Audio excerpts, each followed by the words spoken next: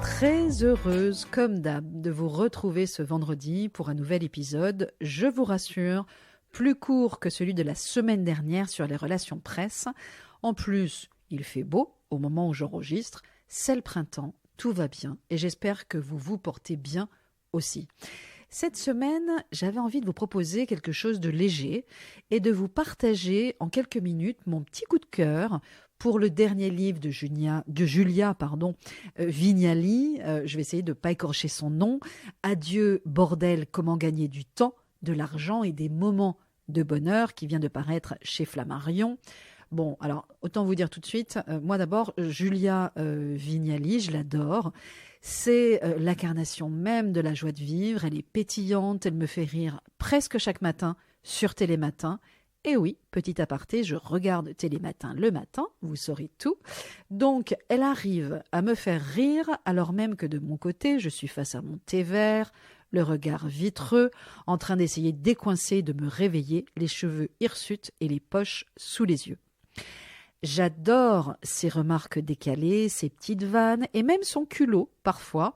Tu sens quand même que c'est pas la dernière pour rigoler. Et en même temps, vu qu'elle est en couple avec Cadmerade, c'est quand même pas très étonnant.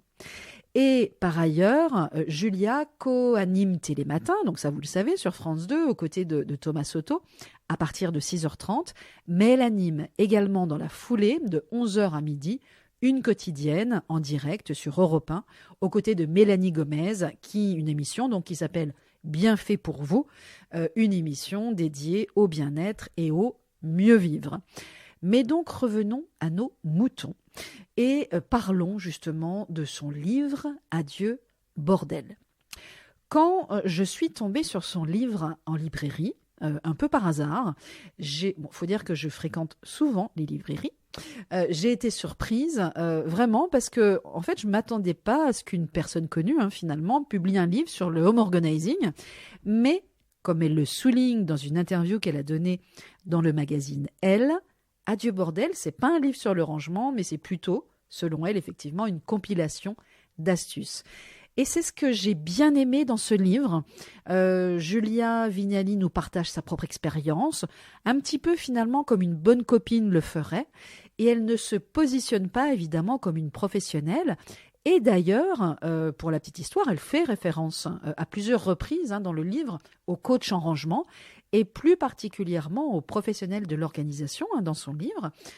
Preuve justement que le terme même de professionnel de l'organisation fait son chemin, et ça c'est quand même plutôt une bonne nouvelle.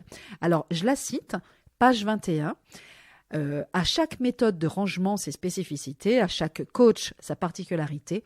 Il y a autant de façons de ranger que de professionnels de l'organisation, mais tous, sans exception, vous demanderont de suivre ces 3 étapes et, dans l'ordre s'il vous plaît, trier, désencombrer, ranger, je ferme les guillemets. Et effectivement, ça tombe bien parce qu'elle souhaite transmettre dans son livre sa méthode à elle, qu'elle a appelée la méthode TDR, TDR pour trier, désencombrer et ranger. Évidemment, on va y revenir un petit peu plus tard.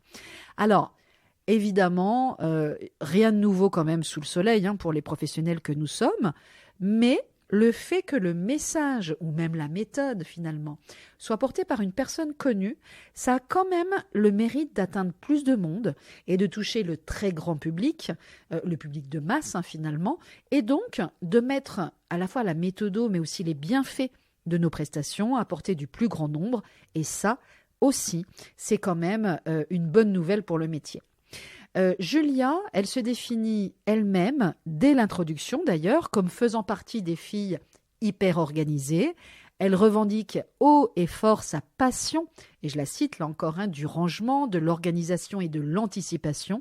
Et elle explique que dans son quotidien bien rempli, alors un travail prenant qui la passionne, un amoureux, un enfant, etc., comme nous toutes, effectivement, elle pourrait facilement se laisser déborder et que son secret, justement pour ne pas sombrer, c'est précisément l'organisation. Et pour elle, ce n'est pas juste une marotte pour passer le temps ou un trait de caractère, mais bien un véritable art de vivre qui permet de régler bon nombre de problèmes au quotidien. Je la cite encore, ouvrez les guillemets. Organiser, c'est gagner du temps pour profiter à fond de chaque minute qui passe. Organiser, c'est optimiser ses dépenses pour s'offrir la vie qu'on souhaite. Organiser, c'est le gage d'une vie de famille paisible et d'une diminution de la charge mentale qui pèse souvent sur nous, les femmes. Organiser fait du bien au moral, facilite la bonne entente amoureuse, permet de dégager du temps pour soi, celui qu'on a tendance à sacrifier en premier, et aussi de garder sa spontanéité. Organiser, c'est se débarrasser de tout ce qui nous encombre, nous alourdit, pour enfin pouvoir vivre notre vie. Plus que tout, organiser, c'est le secret d'une vie heureuse, c'est glamour, c'est sexy, c'est rock. Organiser, rien de mieux pour vivre heureux. Adieu, bordel, bonjour, bonheur. Alors, bon, là, sincèrement, on ne peut pas dire mieux. Je crois même carrément que je vais l'embaucher direct, tout simplement pour faire la promotion du métier de PO et en particulier du HO, du Home Organizing, parce que là, clairement, tout est dit et parfaitement dit. Ça ressemble finalement presque à un manifeste pour l'organisation, voire une ode finalement à l'organisation. Eh bien moi, je valide, voilà, il y a pas photo. Alors, petit focus sur la méthode TDR qu'elle préconise. Donc, vous l'avez compris, TDR, c'est le cœur de sa méthode qu'elle applique dans tous les domaines. Alors, comme par exemple, on retrouve page 130, si vous feuilletez le livre ou si vous l'achetez, par exemple, le TDR des répertoires. Et je la cite encore, et ce trio fonctionne absolument dans tous les domaines, votre intérieur, votre ordinateur, vos vêtements, vos papiers administratifs, votre santé, les tâches quotidiennes et même vos relations professionnelles ou amicales. Et pour elle, TDR, c'est la clé et c'est aussi le titre de son chapitre 1. Si on rentre un petit peu dans le détail, T, forcément, pour trier, donc si on décortique un peu, sans surprise, donc trier selon elle en 2 temps. Première étape, faire des tas. Deuxième étape, dans chaque tas, choisir ce que l'on garde et ce dont on se sépare. Elle précise, il convient de s'interroger sur l'utilité de l'objet, la place qu'il prend, sa valeur, son état, le nombre d'exemplaires qu'on possède, le plaisir qu'on tire à l'avoir chez soi, etc. Elle invite également à faire preuve d'objectivité dans son choix, de garder ou non un objet pour que ça fonctionne vraiment, et même de courage parce qu'elle le souligne aussi, se séparer d'un objet est souvent douloureux, surtout s'il a une valeur sentimentale, et c'est pas nous évidemment qui allons lui dire le contraire, n'est-ce pas ? Le D donc c'est pour désencombrer. La deuxième étape de Julia, c'est donc ni plus ni moins la deuxième étape en fait du home organizing tout court, et c'est évidemment le désencombrement, cette phase qui consiste à se débarrasser de ce qu'on ne garde pas pour faire de la place aux objets qu'on a décidé de conserver. Et là aussi, je la cite, elle propose donc 3 choix pour ventiler les objets à sortir: jeter, donner, vendre. Bon. Alors forcément, vous nous connaissez bien maintenant, je n'aurais pas mis jeter en premier puisque c'est pour nous la toute dernière option à privilégier, en tout dernier recours, en dernière intention.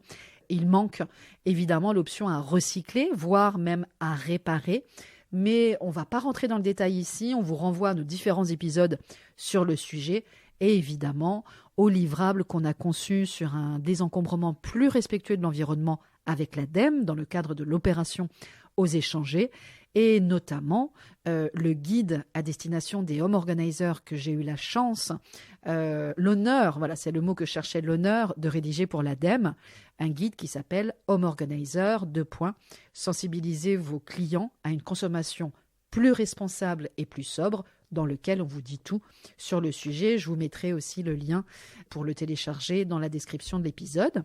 Et puis donc le R pour ranger. Elle invite à trouver à chaque objet donc, que l'on a décidé de garder une place définitive, en faisant référence au célèbre « une place pour chaque chose à sa place », qui est un petit peu finalement le cœur du home organizing. Et elle ajoute, avec beaucoup de bon sens, « ranger, ce n'est rien d'autre que ça, remettre à la place qu'on lui a attribuée l'objet dont on s'est servi ». Elle précise enfin, justement, qu'en la matière, les méthodes sont multiples et qu'on peut ranger, alors soit pièce, par sens de circulation, par famille d'objets, ou même tout à la fois, suivant une logique qui vous est propre. Et elle précise avec raison que l'important, c'est que le rangement que l'on a choisi corresponde à notre lieu et à notre mode de vie et qu'il nous fasse gagner du temps. Et je suis complètement d'accord avec elle sur ce point. Et enfin, elle termine cette présentation rapide, quand même, ça reste relativement succinct, on ne rentre pas dans tout le détail de la méthode TDR, par le mot pérenniser, parce que oui, après avoir trié, désencombré et rangé, il ne reste plus en effet qu'à pérenniser cette nouvelle organisation de vie, et c'est souvent, on le sait, nous les professionnels aussi, le plus difficile. Elle précise également qu'elle passe pour sa part 1 heure par jour à ranger et organiser, soit 7 heures par semaine, mais elle ne précise pas, et moi c'est une information que j'aurais bien aimé avoir, si elle est la seule à ranger dans son foyer ou si la tâche est partagée. Et là je mets entre parenthèses, Cad, ne me déçois pas, j'espère que tu fais ta part aussi. En conclusion, je vais vous donner mon avis sur le livre. Alors, forcément, je ne vais pas, à travers cet épisode, vous faire une synthèse complète du livre, déjà parce que ce n'est pas mon but, et que je vous ai promis cette semaine un épisode court par rapport à la semaine dernière. Mais je voulais quand même mettre la lumière sur cette fameuse méthode TDR de Julia Vignali. Et puis après, libre à vous de vous procurer le livre si vous avez envie d'aller plus loin, et si je vous ai donné envie de le lire, tout simplement. Alors, oui, pour nous, professionnels de l'organisation, trier, désencombrer et ranger, c'est la base. C'est effectivement évident, voire plus qu'évident, et on comprend vite que le livre n'est pas pour nous directement et que ce n'est pas ici qu'on va apprendre des choses sur le sujet. Mais je le redis, ce n'est pas son intention première et le livre pourra assurément être utile au plus grand nombre parce que, au-delà de la méthode TDR, elle aborde aussi, tout au long du livre, tous les domaines de la vie quotidienne, la gestion du budget, le budget course, les vacances, les économies d'énergie, le gain de temps que l'on peut gagner chez soi en s'organisant davantage, l'organisation au travail, dans sa vie de famille, l'organisation pour être en meilleure santé, et elle y consacre un chapitre entier. J'ai trouvé l'approche assez intéressante. L'organisation pour se sentir mieux, y compris dans sa tête, et pour avoir une meilleure image de soi, avec, bien sûr, moultes exemples personnels et astuces à l'appui. Et c'est ça qui est intéressant dans le livre aussi, c'est que finalement, c'est vraiment quelque chose qui peut parler à tout le monde. Elle se met à la portée de tous aussi. Et donc, c'est intéressant parce que ça permet de diffuser aussi, là encore, au plus grand nombre. Donc, et en plus, c'est un livre qui se lit quand même très facilement, qui est très accessible. Donc, je dis un grand oui à ce livre. Je le recommande à tous et toutes, bien sûr, mais pas que à nous les femmes. Et je lui dis aussi un grand merci, justement, pour transmettre au plus grand nombre, une si belle image de l'organisation au quotidien. C'est une merveilleuse ambassadrice de l'organisation et de ses bienfaits, et c'est un très joli cadeau qu'elle nous fait là. Donc, un grand merci, Julia, et je vous souhaite un doux et reposant week-end, et je vous retrouve comme à chaque fois finalement très bientôt pour un nouvel épisode sur Radio PO.